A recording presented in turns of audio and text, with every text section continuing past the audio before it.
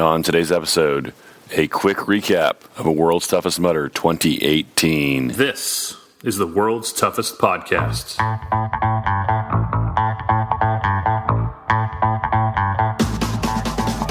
Welcome to the World's Toughest Podcast, where we talk about any obstacle course race you'd like, as long as that's World's Toughest Mudder.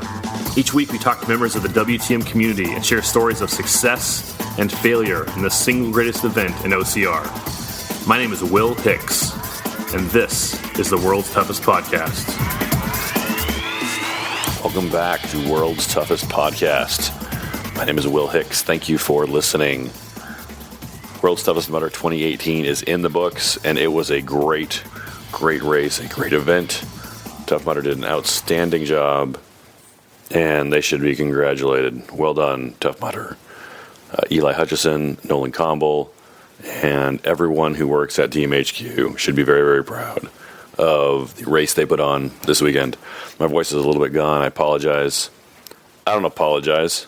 My voice is gone because I ran, and it was a great race. Very proud of how we did, my team. But enough about me. Let's talk about the race. Let's talk about the winners and the top finishers. Your men's and women's World's Toughest Mudder 2018 champions are, for the men, Kristopher Mendoza. And for the women, Rea Kolbl. 5 stars. This is Kris Mendoza's first World's Toughest Mudder championship. Last year, his team was awarded first place, his relay team, after the race. This year, he finished first at Toughest Mudder NorCal. Toughest Mudder NorCal. And this is his first one. His previous best finish at World's Toughest was third place in 2016, also with 100 miles. For Rea Kolbl, this is her second win at World's Toughest Mudder. She won last year in her rookie debut at World's Toughest. This year she got 75 miles. Like last year, she won the sprint lap and led the race wire to wire. It's never been done except when Rea Kolbl does it, and she's done it twice. It's remarkable. Congratulations, Kris Mendoza and Rea Kolbl. The top three men in first was Kris Mendoza with 100 miles. In second was Trevor Cichosz with 100 miles. And in third was Jesse Bruce with 90 miles. We talked with Jesse, our third place man, last week on Elite Week. Trevor Cichosz in second place with 100 miles. You'll remember Trevor won World's Toughest in 2016 with 105, which is the same year Kris got third place.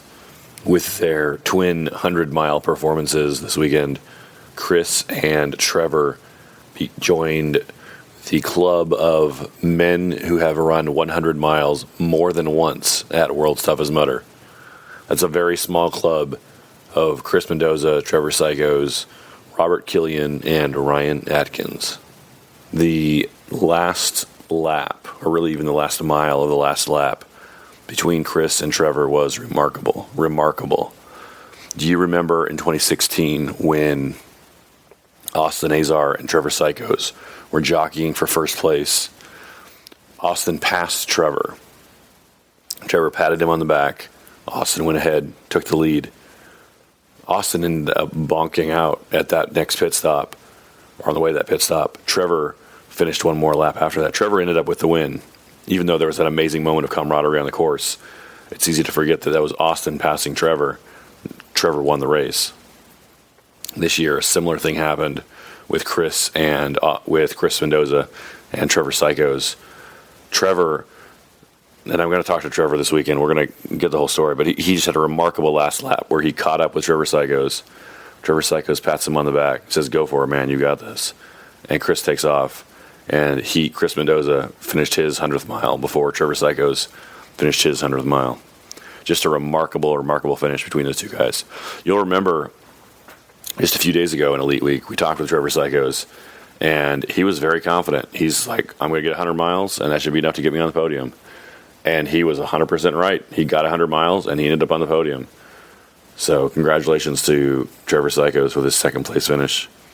The men's race between Trevor and Kris was just amazing. Just amazing, the race. Be sure to watch it on CBS on December 11th. For the women, Rea Kolbl, first place with 75 miles. In second place was Erin Rost, also with 75 miles. In third place, Allison Tai with 70 miles. I need to get more information about what happened between Allison in third and Erin in second place. But there was some kind of miscommunication, or an error was made, or perhaps there was wrong information as far as the standings for where Allison was in relation to Rea, who was in first place, and Erin Rost, who was in third place. Regardless of what happened, Rea finished the race in first place. She was done. Allison finishes the race in second place. She's done. Erin Rost came out of nowhere. She was in third behind Allison. She went out for more, and she passed Allison, finishing in second place. This was Erin Rost's first World's Toughest Mudder. Erin works for the Air Force. She's a captain, and her training background is mostly in CrossFit, although she also runs ultramarathons. So we're going to talk with Erin Rost very soon for the podcast. Congratulations to Lindsay Webster and her team, Lindsay's Angels, for their first place finish in the team relay category. I don't have all the numbers for all the team relay teams yet, but Lindsay's team with her, Ryan Atkins, Brian Gowiski, and Ryan Woods won first place going away. So congratulations, Lindsay, Ryan, and Brian. Also, on a personal note, my team, Team 5 Stars,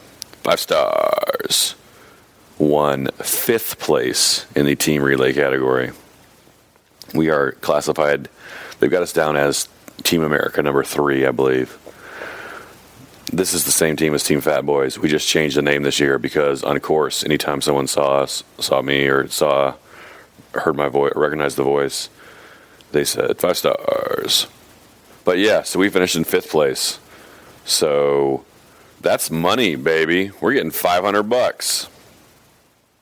So congratulations to Joel George, Scott Forrester, Nate Swanson for being a part of the extended podium, along with Ryan Atkins and the other actual athletes out there.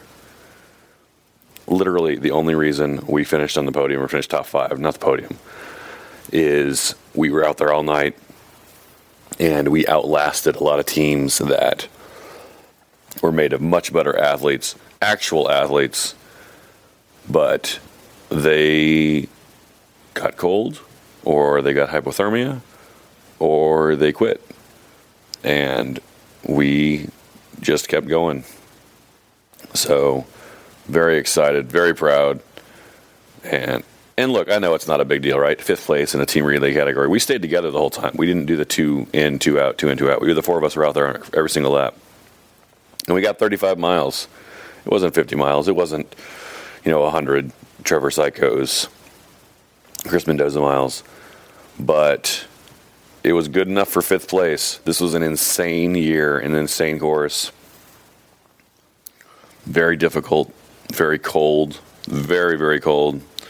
Temperatures got down to 29 degrees, 27 degrees, or 32 degrees, depending on who you ask. Whatever the number was, everything was frozen. Everything was freezing.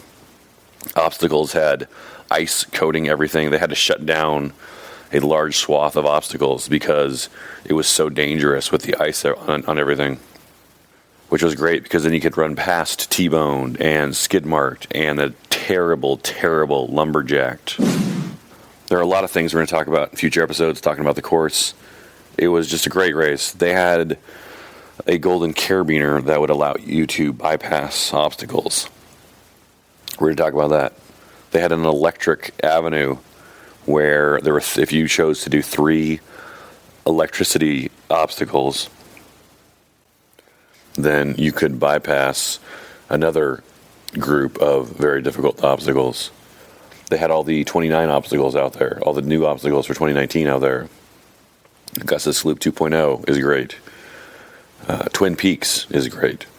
They also had the Stacks, which was the replacement for the Cliff, which is a 40-foot jump into a hole filled with water. They made the platform by stacking up shipping containers. Congratulations to Carlo Piscatello for correctly guessing that before anyone else.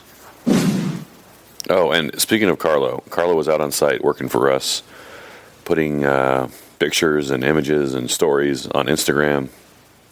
Well done, Carlo. Good job. I hope to see you at brunch tomorrow. Come up and say hey.